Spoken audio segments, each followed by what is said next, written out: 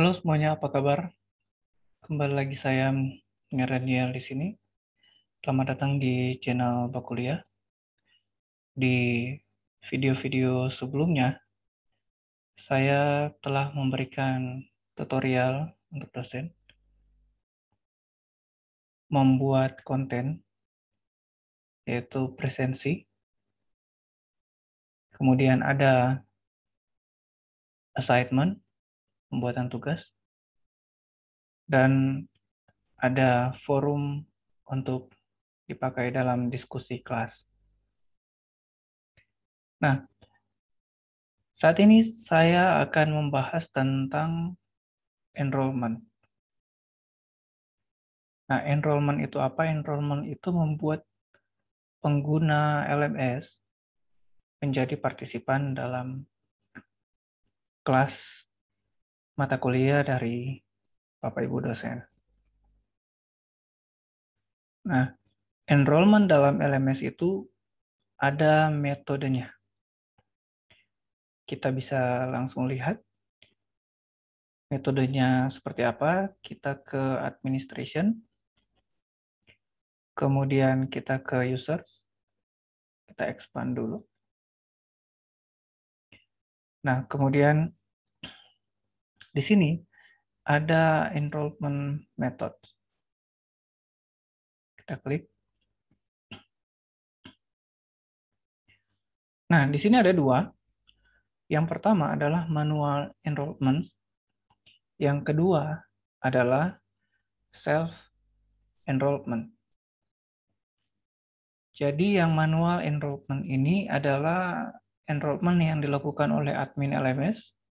Jadi admin yang memasukkan user sebagai partisipan di dalam kelasnya Bapak Ibu dosen masing-masing. Nah, kemudian ada self-enrollment. Self-enrollment ini dilakukan oleh mahasiswa. Jadi kalau Bapak Ibu sudah pernah menggunakan Google Classroom, nah biasanya di Google Classroom kan kita harus generate kode kelas untuk dibagikan kepada mahasiswa supaya mereka bisa join atau bisa bergabung di dalam kelasnya Bapak Ibu di Google Classroom. Nah, kalau di LMS berbasis Moodle itu namanya self-enrollment. Saya akan memberikan tutorial yang pertama yaitu manual enrollment. Manual enrollment ini di sini sudah aktif ya. Nah, di bagian edit sini kita bisa menambahkan atau mengurangkan partisipan, menghapus partisipan. Jadi, saya sini kita enroll user.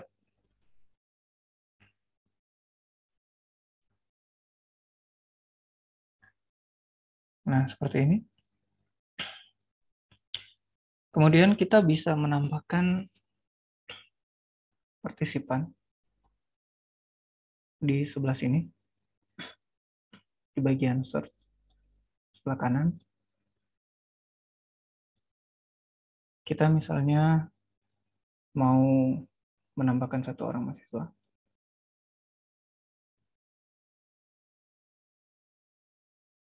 Ini, kalau dia tuh tambahkan satu, kita add. Jadi kita assign dia sebagai student. Nah, Bapak Ibu dosen yang punya dalam satu kelas itu ada tim teaching, jadi biasanya misalnya satu kelas itu ada 2 orang. Nah, kita juga bisa menambahkan dosen tersebut di dalam kelas kita. Misalnya kita tambahkan satu orang dosen.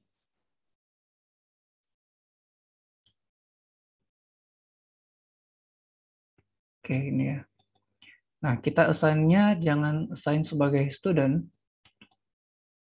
tapi kita assign dia sebagai non-editing teacher. Kemudian kita add.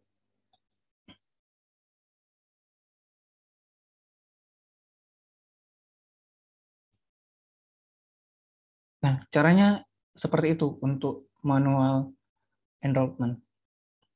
Kalau kita mau lihat di daftar kelas, bisa. Kita ke partisipan, klik partisipannya.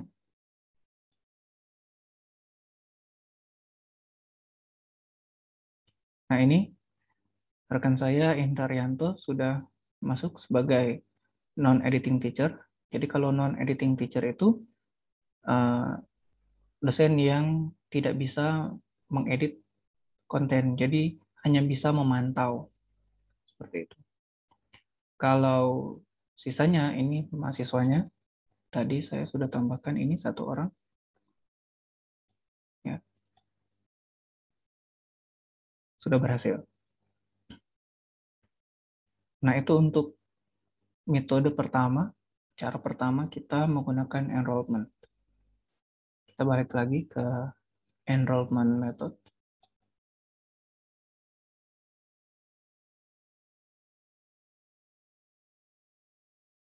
Nah, cara kedua adalah self-enrollment. Nah, Bapak Ibu, saya secara pribadi merekomendasikan kita untuk mengaktifkan self-enrollment. Kenapa? Karena yang pertama, bisa saja Bapak Ibu sudah siap mengajar, tetapi eh, proses pengisian KRS, misalnya ada proses revisi, ada periode revisi KRS. Nah, revisi KRS sedangkan perkuliahan sudah harus dimulai. Nah, Bapak Ibu dosen bisa mengaktifkan self-enrollment untuk mahasiswa yang di sini. Atau kasus kedua misalnya. Kasus kedua ada perubahan daftar kelas. Tiba-tiba ada perubahan daftar kelas akibat revisi, ya, revisi KRS. Bisa saja misalnya mahasiswa A, mahasiswa 1, dia pindah dari kelas A ke kelas C misalnya. Itu bisa terjadi. Sehingga saya merekomendasikan untuk self-enrollment. Atau juga ada beberapa kasus, tapi jarang, ada yang kelasnya kosong, padahal di sistem informasi akademik ketika dilihat daftar kelasnya dari Bapak Ibu dosen, ada mahasiswanya. Nah, Bapak Ibu dosen tidak perlu menunggu-nunggu lama, bisa mengaktifkan self-enrollment ini dan dibagikan kepada mahasiswa, agar supaya mereka bisa masuk di kelasnya Bapak Ibu di LMS ini. Oke, saya akan mengaktifkan ini. Cara mengaktifkannya ini ada tanda garis miring. Kita klik saja untuk enable.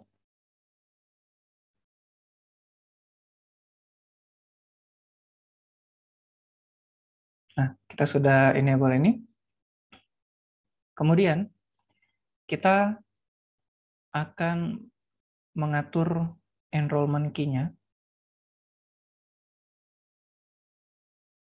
di bagian edit sini. Ya. Nah, custom instance name tidak perlu diedit, tidak apa-apa. Kemudian kita langsung isi saja enrollment key-nya. Enrollment key-nya itu harus kombinasi huruf besar dan huruf kecil. Jadi misalnya kita akan mengisi enrollment key-nya dengan key mahasiswa misalnya. Kita enter. Jadi ini kita bisa lihat enrollment key-nya. Nah, enrollment key ini yang dibagikan ke mahasiswa. Kita bagikan ke mahasiswa supaya mahasiswa yang belum berada di kelas kita dalam LMS, mereka boleh join, bisa self-enrollment. Ya. Kemudian kita save saja.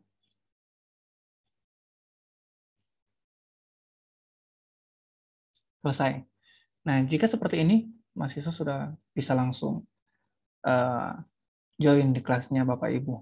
Kalau misalnya belum ada di daftar partisipan, mereka bisa self-enrollment. Nah, ada catatan dalam penggunaan self-enrollment oleh mahasiswa, di mana jika Bapak Ibu punya kelas paralel, jadi misalnya ini sistem informasi ini kan kelasnya paralel ya, ada 4 kelas. Saya memegang kelas C, kelas ketiga. Nah, ini di tampilannya mahasiswa sama semua, jadi sistem informasi itu ada 4. Jadi ada 4, dan pasti mereka bingung mau klik yang mana untuk enroll kan. Jadi kita boleh edit nama kelasnya di edit setting. Jadi di administration, kemudian edit setting. Nah, default nama kelasnya Bapak Ibu mohon untuk tidak dirubah. Tidak diubah, sistem informasi, kemudian ini kode semesternya ya Bapak Ibu. 2021 ganjil. Nah, kemudian Bapak Ibu boleh menambahkan nama kelasnya, misalnya kelas C. Seperti itu. Untuk short name-nya, Bapak Ibu jangan rubah ya, karena short name ini bersifat unik.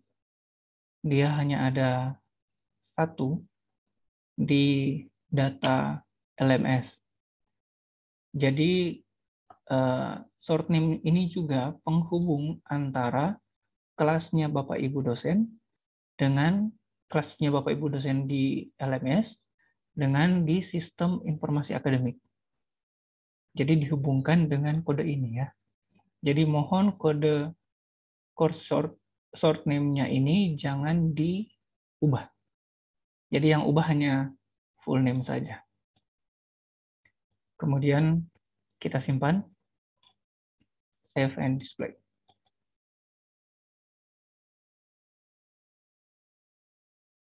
Oke, selesai. Sudah berubah ya nama kelasnya ini.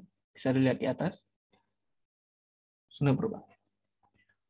Oke, demikian tutorial saya kali ini. Jika ada pertanyaan atau tanggapan dari Bapak Ibu dosen, boleh tinggalkan di kolom komentar atau boleh menghubungi saya lewat email ataupun WA. Sukses selalu. Tuhan memberkati.